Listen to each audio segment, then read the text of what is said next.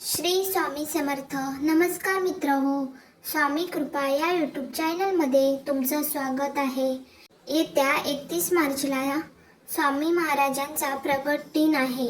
या दिवशी जर आपण काही सेवा केल्या, काही उपाय केले तर ते खूप खूप प्रभावी ठरत असतात.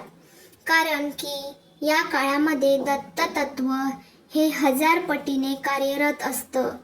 त्यामुळेच आपण या काळामध्ये सेवा करत असतो. आता कोणी स्वामी चरित्र सारामृत पारायण करतं, तर कोणी तारक मंत्राची सेवा करतं, तर कोणी श्री स्वामी समर्थ या मंत्राचा जप देखील भरपूर महिला व पुरुष करत असतात. प्रत्येक जण प्रत्येकाच्या आवडीनुसार आणि वेळेनुसार सेवा करत असतात. आता या काळामध्ये जर आपण गुरुचरित्र पारायण केले तर त्याचे कित्येक पटीने आपल्याला फायदे हे बघायला मिळत असतात. या ग्रंथाचे पारायण केल्याने एखाद्या गंभीर संकटातून बाहेर पडण्याचा मार्ग सापडतो अशी मान्यता आहे. या ग्रंथाच्या वाचनाने कुठल्याही प्रकारचे आधी व्याधी आजार नष्ट होतात. याने मनुष्य दुःख मुक्त होतो. घरामध्ये गुरुचरित्र वाचनाने नकारात्मक वातावरण नाहीसे होते आणि आनंद, चैतन्य व प्रसन्नता निर्माण होते. पितृदोष व वास्तुदोष यावरती उपाय म्हणून गुरुचरित्र पारायण केल्यास प्रभावी अनुभव येतात. विशिष्ट समस्यांवर जसे लग्न, शिक्षण, करिअर, आरोग्य यामध्ये येत असणाऱ्या अडचणींवर गुरुचरित्र वाचन केल्यास सकारात्मक अनुभव येतो. आपल्या कुंडलीतील ग्रह, नक्षत्र, पितृदोष, प्रारब्ध दोष यावर गुरुचरित्र एक रामबाण उपाय असल्याचे जाणकार सांगतात. आता प्रत्येकालाच इच्छा असते की गुरुचरित्र पारायण करावे, पण घरामध्ये लहान बाळ असतं वा आपल्याला इतरही काही कामांसाठी बाहेर जावं लागतं. ऑफिससाठी असेल किंवा इतर काही कामे असतील किंवा घरामध्ये असे काही व्यक्ती असतात की ते मांसाहार करत असतात किंवा इतरही काही अडचणी अडथळे असतात. त्यामुळे आपल्याला गुरुचरित्र पारायण करणे शक्य होत नाही. तर आपल्याला या स्वामी महाराजांच्या प्रकट दिनानिमित्त गुरुचरित्र पारायण करणे शक्य नसेल तर आपण गुरुचरित्रामधील एक अध्याय पठण करायचा आहे की ज्यामुळे आपल्यावर स्वामी महाराजांचा, दत्त महाराजांचा आशीर्वाद हा प्राप्त होईल व आपल्या आयुष्यातील दुःख, संकटे, अडचणी, अडथळे नक्कीच दूर होण्यास मदत होईल. तसेच आपली जी काही इच्छा आहे, मनोकामना आहेत तर ती देखील पूर्ण होईल. तर कोणता अध्याय वाचावा, तसेच कोणत्या सेवा कराव्यात, सर्व नियम पाळणे गरजेचे आहे का याबद्दलची सर्व माहिती आपण आज या व्हिडिओमध्ये जाणून घेणार आहोत. तत्पूर्वी तुम्ही चॅनलमध्ये नवीन असाल तर चॅनलला लाईक करा व सबस्क्राईब देखील करा. कमेंटमध्ये श्री स्वामी समर्थ किंवा श्री गुरुदेव दत्त लिहायला विसरू नका. आता खरं सांगायचं झालं तर सर्वात मोठी स्वामी सेवा म्हणजे दुःखात असणाऱ्याला स्वामी मार्ग दाखवणे. कारण त्याने एकदा स्वामी महाराजांना मानलं की त्याच्या पुढच्या संपूर्ण आयुष्याची जबाबदारी स्वामी महाराज घेतात आणि तो जेव्हा जेव्हा दुःखातून बाहेर पडतो तेव्हा त्याच्याही नकळत त्याचा आत्मा तुम्हाला आशीर्वाद देऊन जातो. त्यामुळे स्वामी मार्ग दाखवणे हे देखील खूप महत्त्वाचे आहे.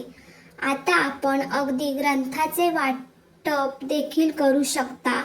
मग स्वामी चरित्र सारामृताचा ग्रंथ असेल किंवा गुरुचरित्र पारायणाचा ग्रंथ असेल तर आपण हे जे काही ग्रंथ आहे अशा व्यक्तीला आपण द्यायचे आहे की ती व्यक्ती ते संपूर्णपणे वाचेल व त्यामुळे ती व्यक्ती दुःखातून नक्कीच बाहेर पडेल. जर त्या व्यक्तीला तो ग्रंथ दिला आणि त्या व्यक्तीने जर तो पूर्ण वाचला तर तरी पण आपल्याला त्याचे फळ हे मिळत असते.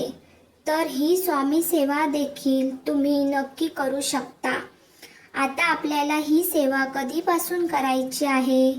तुम्ही आजपासून सुरुवात केली तरी चालेल किंवा 21 मार्चपासून तुम्हाला जेव्हा वेळ मिळेल तेव्हा तुम्ही ही ह्या सेवेला सुरुवात करू शकता.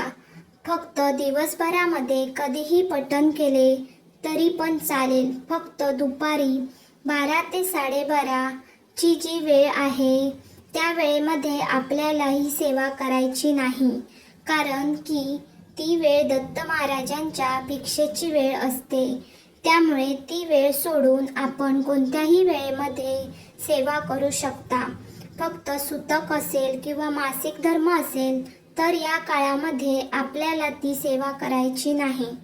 तसेच घरामध्ये मांसाहार हा वर्ज्य करायचा आहे. आता भरपूर वेळा आपल्या घरामध्ये असे काही व्यक्ती असतात की ते मांसाहार करत असतात, ते आपलं काहीच ऐकत नाही. तर मग अशा वेळेस आपण स्वामी सेवा बंद करायची का? तर आपण स्वामी सेवा बंद करायची नाही. तर आपण घरामध्ये गोमूत्र शिंपडायचं आणि परत सेवेला सुरुवात करायचं, कारण की आपण आपल्या पद्धतीने सेवा ही करत राहायची आहे. आता ती व्यक्ती जर आपलं ऐकतच नसेल तर या गोष्टीला आपण देखील काही करू शकत नाही.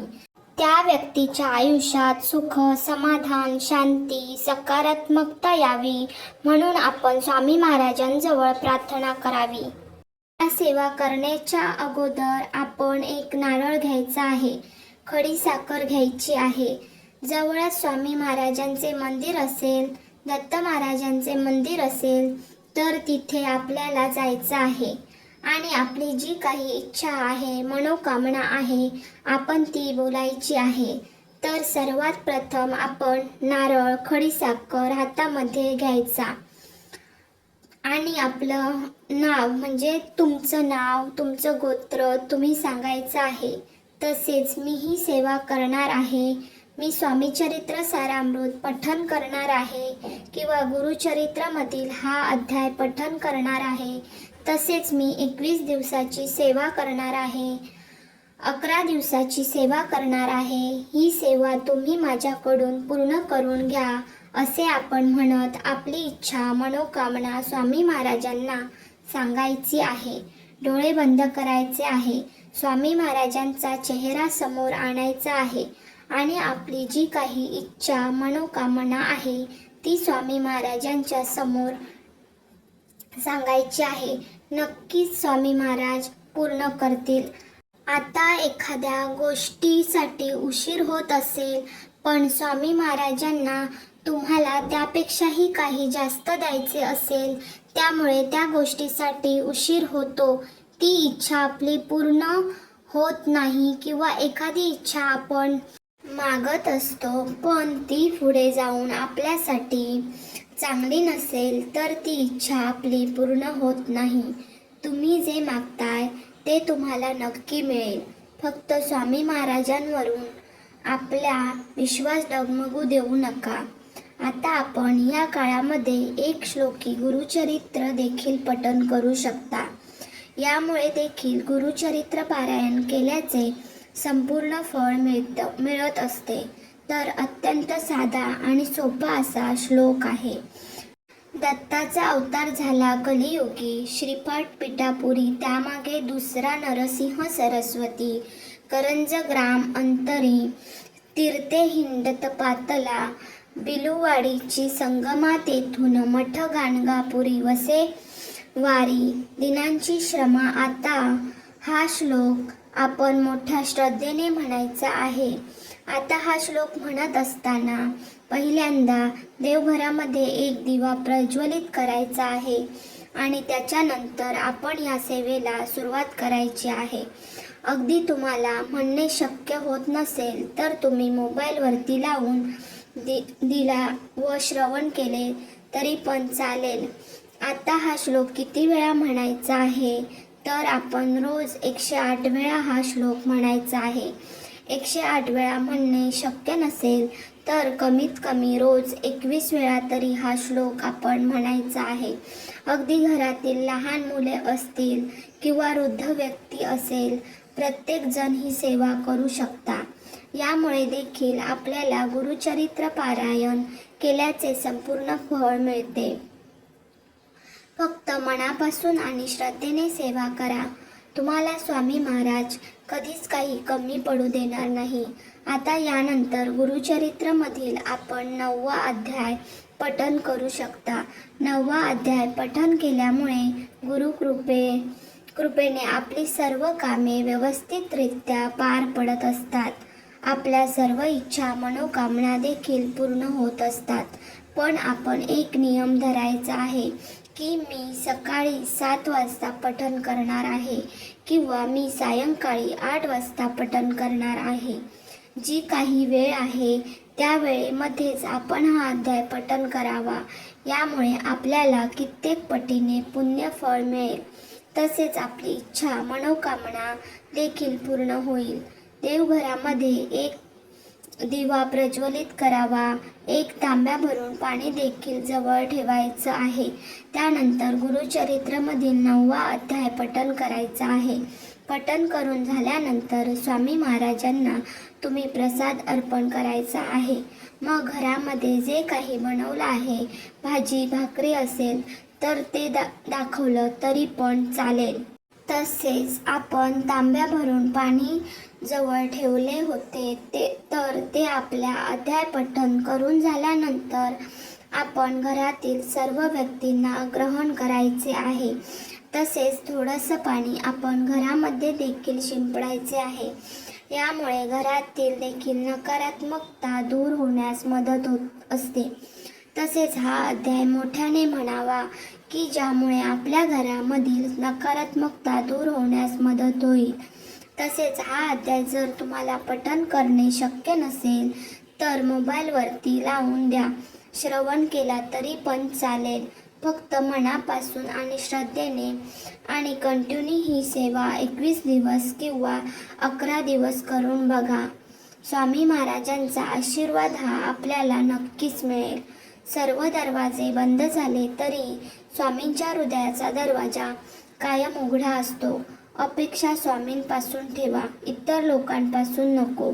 अडचणीत असाल स्वामी तारतील, एकटे असाल सांभाळतील, मार्ग सापडत नसतील तर दाखवतील, अश्रू थांबत नसतील तर पुसतील. फक्त स्वामींना आर्ततेने साथ घाला. अशक्य ही शक्य करतील स्वामी. स्वामी कृपेने तुमच्या सर्व इच्छा पूर्ण होत हीच प्रार्थना. धन्यवाद.